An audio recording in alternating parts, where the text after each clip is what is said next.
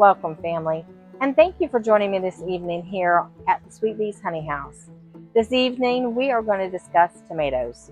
We still have an abundance of tomatoes coming in, so we have many projects ahead of us.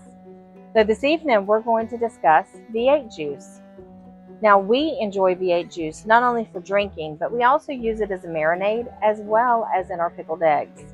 So join me this evening in the kitchen here at Sweet Bee's Honey House while we preserve tomatoes, making V8 juice. We've added our tomatoes to a boiling pot of water, and we're going to let them sit there for 30 to 60 seconds. This boiling water, it's going to penetrate the skin, and it's going to cause the cellulose to soften, and then it's going to crack, which makes that skin very easy to come off of that tomato's flesh. So we're going to go ahead and put these in here for the 30 to 60 seconds. As soon as we have hit that timer, we're going to go ahead and remove them and put them in a cold water bath. Now place our tomatoes in a cold water bath. This is going to stop the cooking process of the tomato. So you can see with this one here how easy it is to remove the skin from the tomato. So we're going to go ahead and get these tomatoes skins removed. However, we're going to save those because we're going to make tomato paste later on. So the vegetables that we're going to be working with today in our V8 juice is a large bell pepper, 2 onions, which I'm working on one of those here, and we're also going to be using 1.5 cups of celery.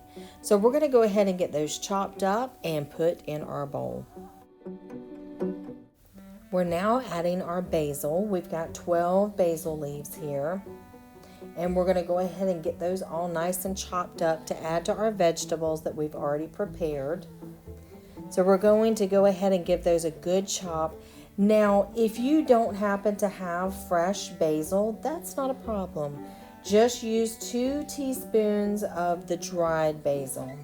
Now, if you can find freeze-dried basil, that's even better, but fresh is best. But if you can't get fresh, use a dried or freeze-dried, and that works beautifully. And now for the star of the show. We're going to cut up our tomatoes and add it to our stock pot. We need a total of 15 pounds of tomatoes, so I've got my scale over here so that I can continue to measure as we're cutting them up to make sure that we get 15 pounds to add. It is time to add the spices. Now, I have told you in the past, when you are making these recipes, these spices have nothing to do with the food preservation itself. These spices are to make the food taste to your family's liking. When they have done the testing at the National Center for Home Food Preservation, what they have been going by is the tomatoes, the onions, the peppers, those type of things, those vegetables that we chopped up. That's what they have tested to make sure that they will preserve at the appropriate pressure, at the appropriate times that we pressure cook them at or pressure can them at. These spices have nothing to do with that. So you need to make these spices taste for your family, because your family might not enjoy Worcestershire sauce. My family loves it. Your family may want this a little bit sweeter. My family, just the 3 teaspoons is all they needed. So as I said, I will give you the baseline, which on this one, it was just a 1/2 teaspoon of the ground black pepper, 2 teaspoons of the prepared horseradish sauce. There was 3 teaspoons of the sugar, 2 teaspoons of the Worcestershire sauce. Now, I can tell you from my experience of making this multiple times, I put more in there. I will just make it my own. I will sit there, stir that up, taste it. Nope, need a little bit more of this. I'll add it. So that's what you have to remember, because if you create this and you can it and you put it up on your shelf and your family doesn't like the taste of it, guess what? It's going to stay right there on your shelf, or you're going to throw it away. So you need to make sure that you make it your own. So test it, taste it, make sure that it's going to be something that your family enjoys. Now we're going to go ahead and put this on for simmer. We're going to simmer it for a minimum of 45 minutes, and we'll come back and keep watching it. After we allowed that to simmer for 45 minutes, I went ahead and removed all of the contents of my stock pot, and I placed it in this large stainless steel bowl. This made it easier for me to separate the juice from the vegetables that were remaining. Now, as I was doing this, I was like, you know what? I want to keep these vegetables because I think I'm going to try something different this year. So I went ahead and I just went ahead and strained all of the juice that I could get out because I wanted at least 7 quarts. So I went ahead and got as much juice out of these vegetables as I could. And then I am going to take all of the juice, I'm going to put it back in the stock pot because we are going to add lemon juice to this for the canning process. So I'm at this point, all I'm doing is separating the juice from the vegetables because we're going to use those vegetables for a different recipe. And so we're going to go ahead and get those ready so we can put it back in the stock pot. We're adding our V8 juice back to the original stock pot, and we're going to add to that a half a cup of lemon juice. We're going to go ahead and put that on the stove. We're going to bring it up to a boil and allow that to boil for 5 minutes. While that's occurring, we're going to go ahead and get our quart jars ready for our V8 juice.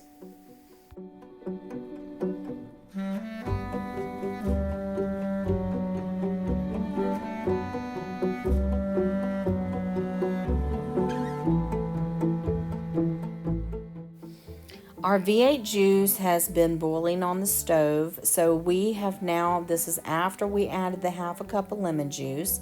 So now we're just going to ladle this up in our quart jars. So we're going to make sure that we are leaving a 1/2 inch head space, and we are going to go ahead and get this ladled up, and then we are going to start the process of cleaning the jar. Now, because we are dealing with a liquid, we don't have to worry about debubbling. There's no room for any air bubbles to stay hidden, so we don't have anything to worry about with that. So we're just going to make sure that we're ladling the juice in the jars to a 1/2 inch headspace, and then we're going to go ahead and start the cleaning process of the rim of the jar.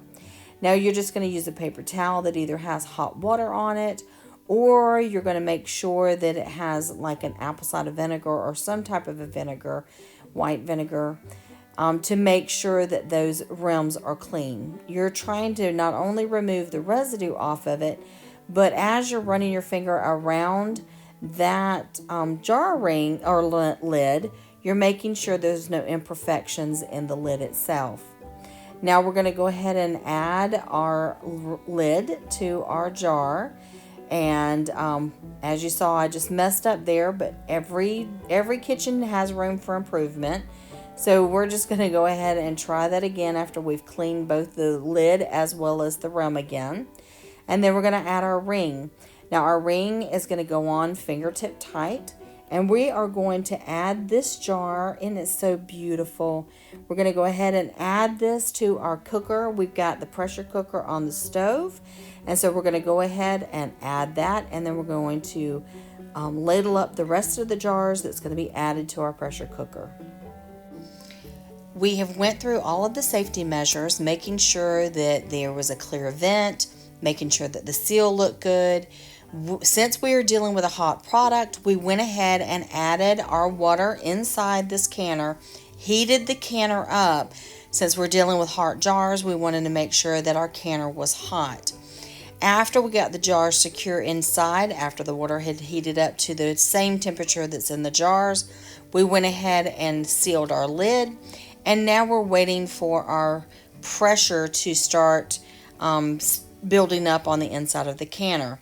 So we're going to let that vent there. You can sort of see the steam coming out. We're going to let that steam for 10 minutes, and then we'll add the pressure weight. Our pressure canner has been steaming for 10 minutes, so we're going to add our pressure weight. And now we're going to start watching our dial. We are watching our dial for our specific elevation. Our elevation calls for 11 pounds of pressure. You need to make sure that you are familiar with your elevation, and you need to go to the National Center for Home Food Preservation and determine what amount of pressure is for your particular elevation when it comes to canning tomato juice. Our canner has reached 11 pounds of pressure. So we are going to start the timer now for 15 minutes. After that timer goes off, we will completely turn the stove off and allow the pressure in the pressure canner to reduce naturally.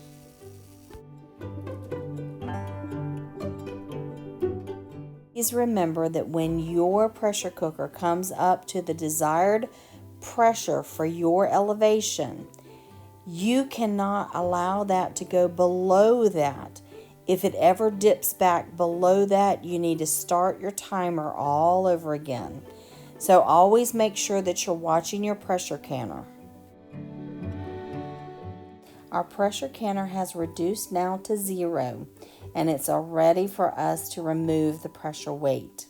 So we're going to go ahead and move the weight, and then we're going to get ready to open up our pressure canner. Please remember that no matter if you're using a pressure canner on the stove or an electric pressure canner, it's always best to open the canner away from you. This is going to protect you from getting a steam burn. We're going to go ahead and pull our jars out of the hot canner, and we are using our jar puller here to take them out. We're going to pull them straight up. Then we're going to place them on a drying pad. Now we make sure that we put these on a drying pad because we don't want that hot jar to come in contact with a cold surface of our countertop. It could lead in shocking results. So we don't want to shock our jars and cause a big mess. So we want to make sure that we put those on the drying pad, and we're going to leave them there undisturbed from anywhere from 12 to 24 hours. Family, just look at the V8 juice that we have created together.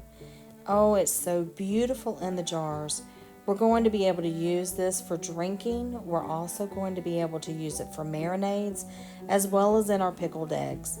We have so many different uses for this juice. It's going to be a great addition to our pantry. Now, we didn't forget about the vegetables that we had left behind. We went ahead and took those and preserved those as well. We found a recipe on the National Center for Home Food Preservation website to make sure that we had the appropriate timing and pressure to can this. This became our new base for goulash. Here's our goulash, and doesn't it look fantastic? The taste is out of this world. My family thoroughly enjoyed it. Our first recipe that we used our homemade V8 juice for was our pickled eggs, and they are fantastic. We take these and we'll make angel eggs out of them. Now we call them angel eggs because, as my friend Mayor says, we don't give the devil credit for anything that tastes that good.